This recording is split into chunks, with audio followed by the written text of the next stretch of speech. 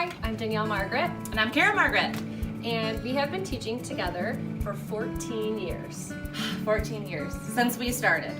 Same grade, same classrooms, 14 years we've been together. So when we started out teaching together, we started noticing that our students did not love reading, and this bothered us. And Immensely. so we started to watch our kids, and we were noticing that they were not committing to books. So when we would have our reading time, 2 days into a book, a student would get up and, Oh, I don't like this book. I don't like this genre, which was good they were saying genre. But I don't like this book. I want to pick a different book. Okay, pick another book. or I lost my book, I need to get a new book, I don't know where my book is now. And then what would happen is they would spend the 15 minutes looking for books, just whispering with each other. So it became very apparent very quickly that there would be students in our classroom that would never probably commit to a book because they didn't love reading, they didn't have stamina for reading, and we needed to fix that. And so the first conversation we had about how to address this problem that we were seeing with a lot of our students, that they did not love reading, is that we would try to get them to take some type of action with their reading. And it started out with, We had little notebooks from the dollar store. That was quite possibly one of our funniest attempts. Every student, once we realized, okay, if they're not going to just commit to a book and they're not going to read, if they know the last 5 minutes of silent reading time, whatever you call it, they had to write, okay, this is going to work. So they would put title of the book, the author, how many pages they read. that day, because we thought that was really important to know. If they read this many pages today, That must mean They they're were reading. doing a great job reading. And then a summary of what they read. And then every week, I remember we would bring collect all of them and 20 put little some check marks in the notebooks. pages, or write, cool, that was interesting. But we all knew, the kids knew, we knew, there really wasn't much accountability there. And I feel like the students learned to play the game. They learned that we didn't want them to give up on their books, and so they just would, move their eyes along the book, and they learned that as long as they wrote something down in a notebook, we would believe that they were reading. But we really could see through that there wasn't a love of reading in our classroom yet, and it bothered us. And so we Bothered started us. having conversations about how to address this. We thought by making them accountable with a notebook it would work, and it didn't. So we needed to continue reflecting, what can we do? And I think right around that time was when we learned about more close and critical readings to nonfiction text. And we tried to adapt that to our fiction. So we thought if they could talk about, what does the text mean, what does it mean to me, what is it trying to say to us, if they could answer these deeper level questions in their independent choice reading, that they would start to love the books that they were reading. And that is what happened. So we ended up creating the IRF. IRF, the Independent Response to Fiction. And I would say we have been working on this IRF for the last 10 years, fine-tuning it. And what we have noticed over the last 10 years is that it works. The love of reading has been a culture in our classroom over the last decade, and we feel that it is because of this plan that we've created. We've had students come back to us after they've left elementary school with us, after they've left 6th grade, from junior high and high school, and what have they told us? And they've said, oh my gosh, 7th grade English, nobody knew what a plot line was, and we know what plot lines are. Nobody could find foreshadowing, and I raised my hand and said, that's the clues. Irony, especially. Protagonist and antagonist. They're talking about that in my high school class, and half the class doesn't even know what it is, but I've known since 6th grade. It's also with these IRFs, when I'm the writing teacher for the 6th grade when we platoon and switch classes, I say, not only are we reading to enjoy the book and comprehend the book, the IRFs help us read with the writer in mind. We're noticing the writer's craft. We're finding similes, metaphors, alliteration. So with your close and critical response to reading, one facet of that is, how does the text say it? How did the author write it, so that with what strategies and tools, so that it could bring the words to life? So students will find similes, metaphors, alliteration. Now this is rigorous. It's very rigorous, and I would often give the analogy to my kids. It's kind of like when you sit down to eat dinner and you have to eat your vegetables to grow strong. The IRF is kind of like the vegetables that help you enjoy the meat of your book. Now, this is not something that you just assign to the class. Here you go, let's try it out. Here's your silent reading book. Here's your IRF.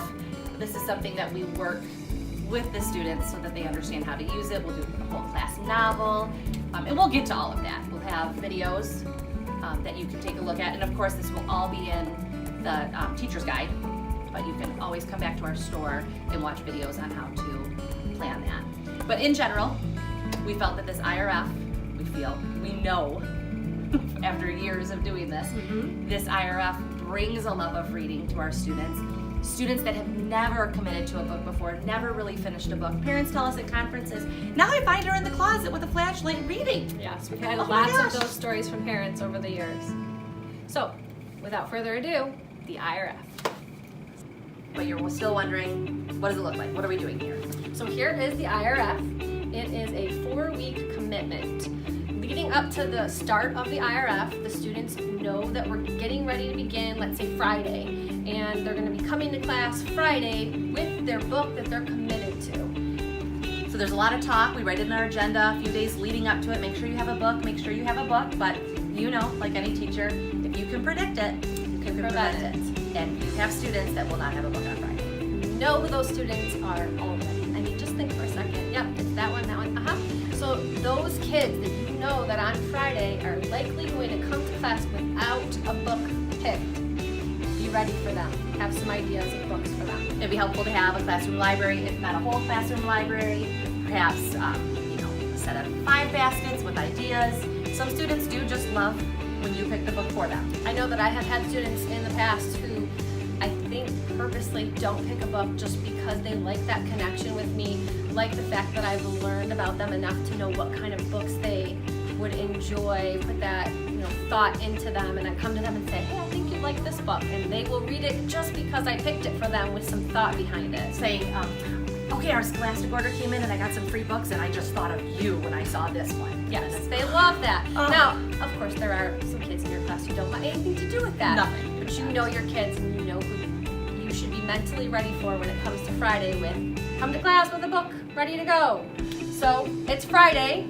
We have passed out the IRFs to everybody, and we've divided them. So the very front cover here of our IRF will even show you the deadlines, and it shows, which chapters through which chapters. So that does take a little bit of work, walking around helping students divide their chapters by 4 for each section. Of course, you know which students in your class love to be teacher helpers and are good with math. So I often have them get up and also help kids divide their books. okay, so 4 weeks, 4 sections in your book, and you'll notice some of her books in her library already have these tabs in place because over time when they put the tabs in, we just have them leave them, making it easy for the next person. But they get 3 tabs on the start date, and they put the 3 tabs in for each deadline. The last deadline is just the end of the book, so you don't need a tab. Now, this really works well, these tabs, as a visual reminder for them to stop when they get to the end of a section and complete what needs to be done in their IRF. In the past, we have found They get so excited about what they're reading once they're building their stamina and they're really into their books that they'll blow right through it and keep on reading. So our tabs have definitely helped us keep them on track. it's a big headache for them to have to go back and find in section 1 this thing that they read so long ago. So it's just easier for them to keep going with the deadlines on the right timing. So you might be saying, okay, well, what happens in each section? So that's what we're here to tell you right now, what this IRF looks like if you're thinking of purchasing this for your classroom. So of course, our first page, they make a new cover for the book with the title and the author. They all enjoy doing that. It's a nice way to get interest and get excited to read our new chapter book. But each section will have a text feature page. And what this means is, how does the author say it? So on this page, they're identifying characterization, setting, cause and effect, Figurative language. figurative language. That's a big one, so that they can learn. Now this page, we train them to do as they're reading section 1. So as you're reading and I stop, I find a simile, I write it in my text feature page so that I'm not having to go back and find a simile later on. Yes. So we read that page. They also summarize each section. Now, with the summaries, it's not just write some details down. They're right up here at the top. They need an introduction, their body, and their conclusion for each section. You'll notice this one, she's still working on it, but I will check in at the end of each deadline to see how my students are doing and that they're on top of completing it in the right time. And the check-ins are pretty easy on the deadline day. So a week, into the IRF, it's deadline day. You just walk around, touch base with each kid, maybe 10, 20 seconds. If you see something that needs to be fixed like she did here, you quickly do that. It saves you so much time later when you're checking things. If you know a student has a hard time finding figurative language, that's the time that you help them find some figurative language. So they've done a text feature page, a summary, and they will always have an activity. The activity in Deadline 1, when they get to tab 1, is a point of view activity. So they're identifying very specific skills in point of view. You can check out in another mini lesson video later on if you're interested. And then after they do the point of view section, they'll even give evidence to what point of view it is and do a quick activity. Now we've moved on to section 2. So they finish tab 1, they open up their book, and they're reading until they get to tab 2. However, every time they find text features, they stop and write it down in their second section text feature page. There's also the second section summary page. Some students like to wait till the end of the section to write the whole summary. Others prefer to go chapter by chapter. Let's say a section has 20 chapters in it because they're all short. You know, they might combine 4 chapters into one summary. So again, a summary page. And the next activity for part 2 is conflict. Now, when they get to tab 2 and they stop and do their conflict, they can be identifying conflict at any point of the book so far, and then if they don't find enough yet at this point in the book, which is likely, as they continue reading the book, they can go back to the conflict page and fill this in. But by the end of the book, they should have this page completely finished. And for conflict, the 4 main conflicts: person versus person, person versus self, person versus society, person versus nature. And again, nature could be actual nature outside your window, but it could also be factors out of our control. So now we're on to tab 3, reading, identifying text features. Get to the tab, and we know to stop and go to our IRF, write our summary, finish our text feature page if it's not done, and our activity this time is making text connections. For text connections, this is how we show the students that while you're reading, you're thinking about the world, you're thinking about yourself. There's a character and you're like, oh, Leslie from Bridget Terabithia, I'm kind of a tomboy too. I love racing, I love nature. So it's where they can see that they're interacting with the text, which again, just that lesson develops a love of reading. They'll say, you mean I can really write down here like, oh, I have mean siblings too, just like Jess and Bridget Terabithia? Yeah, write it down. And then you know what happens? As teachers, we learn more about our students. So much more. Oh, then Okay. we're on I our digress. last section. We read to the end of the book, collecting text features as we go, and then stop and write our final summary. And then there are 2 activities to end the book. One is plot, and the other is identifying theme and genre. And as you can see, this isn't completed. We are approaching the end of our month, at the end of the week, so this is due in a couple days. So she is right on track to finish up for it to be turned in on time. So for the plot line page, students identify the rising action, the climax, the falling action, the resolution. This is where they talk about the protagonist and the antagonist, identify any foreshadowing that they found throughout their reading, symbolism, and irony. Now, irony and symbolism are higher, and foreshadowing, are higher order thinking skills. So if you have a student in your class that is just getting into reading, that might not be at grade level, maybe below, they might not notice symbolism and foreshadowing. That's some higher order stuff. So that's what's nice about the IRF. It is differentiated and you can decide what your students are able to do or able to find.